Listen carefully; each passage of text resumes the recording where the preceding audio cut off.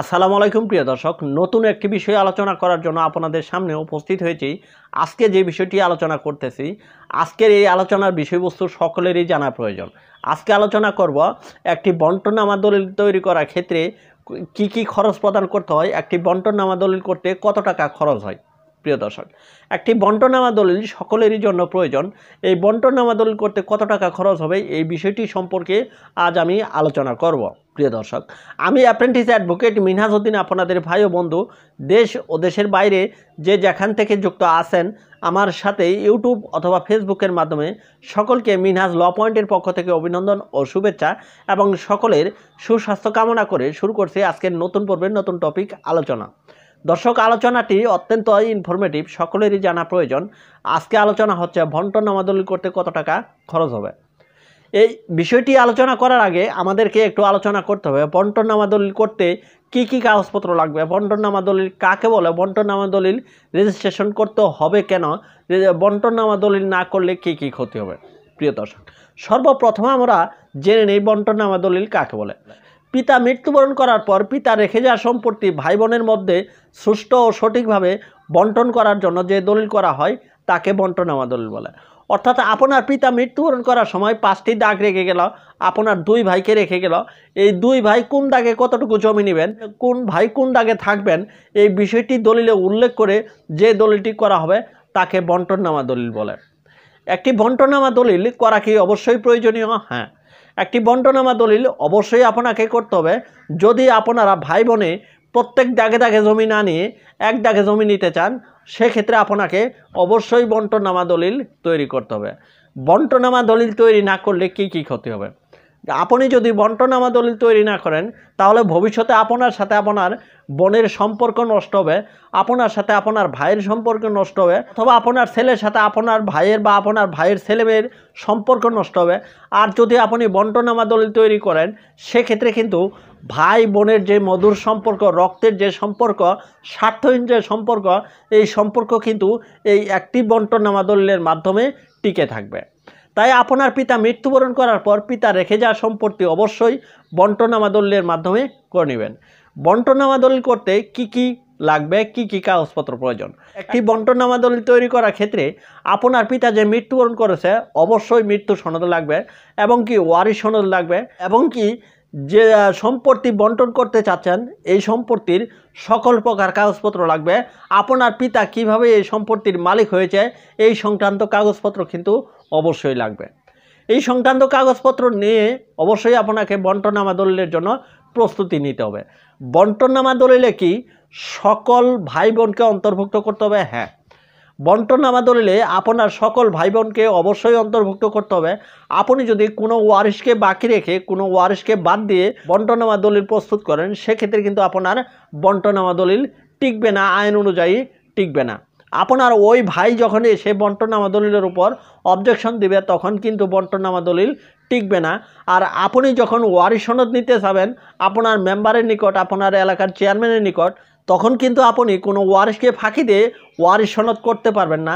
আর আপনি যদি কোনো ওয়ারিশকে ফাঁকি দিয়ে ওয়ারিশ সনদ করেও নেন সেক্ষেত্রে কিন্তু বন্টনামা দলিলের ক্ষেত্রে আপনার বন্টনামা দলিলটি বৈধ হবে না। আর আপনি যে বন্টনামা দলিল করবেন এই বন্টনামা দলিলে প্রত্যেক ওয়ারিশের কিন্তু সিগনেচার থাকতে হবে। অর্থাৎ আপনার পিতা মৃত্যুবরণ করার সময় উত্তরাধিকার হিসেবে যে সকল ব্যক্তিকে রেখে গেছে তাদের প্রত্যেকেরই কিন্তু সিগনেচার থাকতে হবে ওই বন্টনামা দলিলে। প্রিয় দর্শক, বন্টনামা দলিল রেজিস্ট্রেশন করা কি বাধ্যতামূলক? হ্যাঁ, অবশ্যই আপনাকে বন্টনামা দলিল রেজিস্ট্রেশন করতে হবে।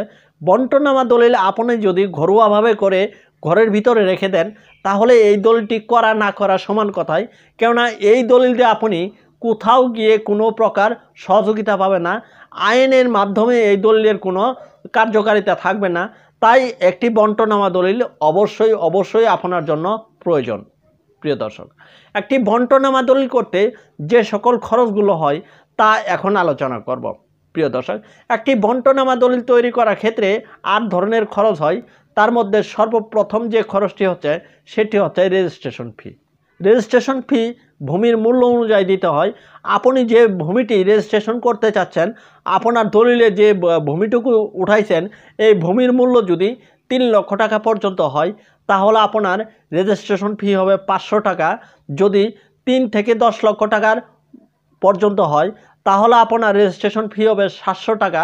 আপনি যদি 10 লক্ষ টাকার উপরে এবং 30 লক্ষ টাকা পর্যন্ত হয় তাহলে আপনার রেজিস্ট্রেশন ফি হবে 1200 টাকা।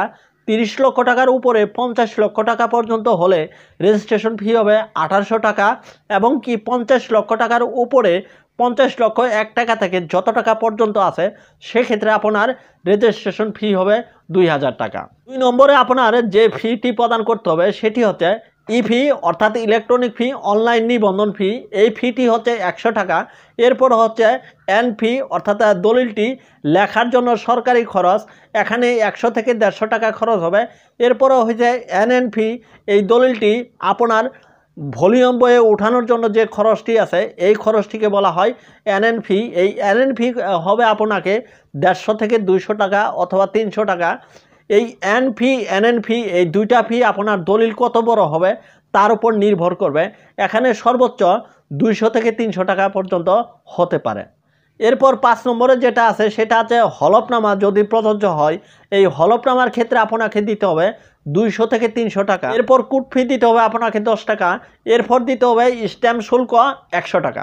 অর্থাৎ যে 8 ধরনের ফি আছে এই 8 ধরনের ফির মধ্যে সর্বপ্রথম হচ্ছে রেজিস্ট্রেশন ফি, তারপরে হচ্ছে স্ট্যাম্প শুল্ক, তারপরে হচ্ছে ই ফি, তারপরে হচ্ছে এন ফি, তারপরে এন ফি, তারপরে হচ্ছে হলফনামা প্রযোজ্য ক্ষেত্রে, তারপরে হচ্ছে কুট ফি। এরপরে হলো 8 নম্বরে এসে হলো অতিরিক্ত খরচ। এই যে 1 থেকে 7 পর্যন্ত এই খরচগুলো যে করবেন এই খরচগুলো হচ্ছে সরকারি খরচ। এই 8 নম্বরে এসে যে খরচটি হয় এটি হচ্ছে অতিরিক্ত খরচ। এই অতিরিক্ত খরচটি করে কে? এই অতিরিক্ত খরচটি করে দলিল লেখক। দলিল লেখকের সাথে আপনার কি সম্পর্ক আছে এর উপর নির্ভর করে এই অতিরিক্ত খরচ।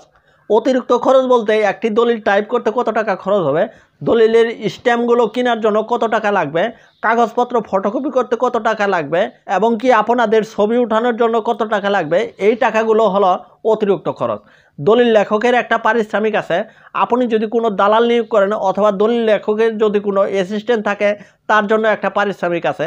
প্রিয় দর্শক, আমি যে বন্টনামা দলিলের খরচগুলোর কথা বললাম এই খরচগুলো অবশ্যই আপনাকে করতে হবে। এই অতিরিক্ত খরচও কিন্তু আপনার করতে হবে। এই অতিরিক্ত খরচ না করলে কিন্তু আপনার বন্টনামা দলিলটি পার হবে না। দেখা যায় যে সরকারি খরচ যে টাকা হয় তার থেকে বন্টনামা দলিলে অতিরিক্ত খরচটা বেশি হয়। অন্যান্য দলিলের ক্ষেত্রে, সাবকবলা দলিলের ক্ষেত্রে অতিরিক্ত খরচ কম হয়, সরকারি খরচগুলো বেশি হয়। বন্টনামা দলিলের ক্ষেত্রে অতিরিক্ত খরচ এবং কি সরকারি খরচ প্রায় সেম হয়। আপনি যদি 30 লক্ষ টাকা মূল্যের একটি জমি বন্টনামা দলিল করতে চান সেক্ষেত্রে আপনার সর্বমোট খরচ হতে পারে অতিরিক্ত খরচ সহ 6 থেকে 6,500 টাকা। এখানে যদি আপনি অতিরিক্ত খরচ হিসেবে দলিল লেখকের পারিশ্রমিক সহ সব কিছু মিলে দলিল লেখককে 3,500 টাকা দেন সেক্ষেত্রে আপনার 6 থেকে 6,500 টাকা পর্যন্ত হতে পারে খরচ 30 লক্ষ টাকা মূল্যের একটি জমি বন্টনামা দলিল তৈরি করার ক্ষেত্রে। যদি আপনি 30 লক্ষ টাকা মূল্যের একটি সাবকবলা দলিল করতে চান সেক্ষেত্রে কিন্তু আপনার অনেক টাকা খরচ পড়বে। সাবকবলা দলিলের ক্ষেত্রে কিন্তু লাখে আপনাকে 12.5% দিতে হবে, এবং কি ইউনিয়ন পরিষদের ক্ষেত্রে কিন্তু 9.5% দিতে হবে। অর্থাৎ 1 লক্ষ টাকা মূল্যের একটি জমি সাবকবলা দলিল করতে গেলে সেখানে কিন্তু আপনাকে 9,500 টাকা দিতে হবে সরকারি খরচ। এরপরে আছে অতিরিক্ত খরচ। আপনি যদি মহানগর এলাকা, জেলা এবং কি পৌরসভার মধ্যে করতে চান সেক্ষেত্রে কিন্তু 1 লক্ষ টাকার 12,500 টাকা দিতে হবে সরকারি খরচ। এরপরে আছে অতিরিক্ত খরচ। কিন্তু আপনি যখন বন্টনামা দলিল তৈরি করতে যাবেন তখন কিন্তু আপনার সরকারি খরচটা ফিক্সড থাকে, সরকারি খরচ বেশি হয় না। অতিরিক্ত খরচ আর সরকারি খরচ প্রায় সমানই হয়। প্রিয় দর্শক, 50 লক্ষ টাকা মূল্যের একটি বন্টনামা দলিল তৈরি করার ক্ষেত্রে আপনার সর্বোচ্চ খরচ হতে পারে 7,000 টাকা। 7,000 টাকার উপরে 1 টাকাও খরচ হবে না। আপনি যদি দলিল লেখককে 3,500 টাকা দেন এর ভিতরে কিন্তু দলিল লেখকের 2,000 টাকা থাকবে। সকল খরচ বাদ দিয়েও তার 2,000 টাকা টিকবে। কাজেই আপনি বন্টনামা দলিল তৈরি করার ক্ষেত্রে 7,000 টাকার উপরে কখনো টাকা লাগবে না। এই বিষয়টি আপনি মাথায় ঢুকিয়ে রাখুন। প্রিয় দর্শক, আজকের এই পর্বটি এই পর্যন্তই ছিল। পরবর্তীতে দেখা করব নতুন কোনো পর্বে, নতুন কোনো টপিক আলোচনা করার সময়। সেই পর্যন্ত ভালো থাকুন, সুস্থ থাকুন, সুন্দর থাকুন। ধন্যবাদ সবাইকে।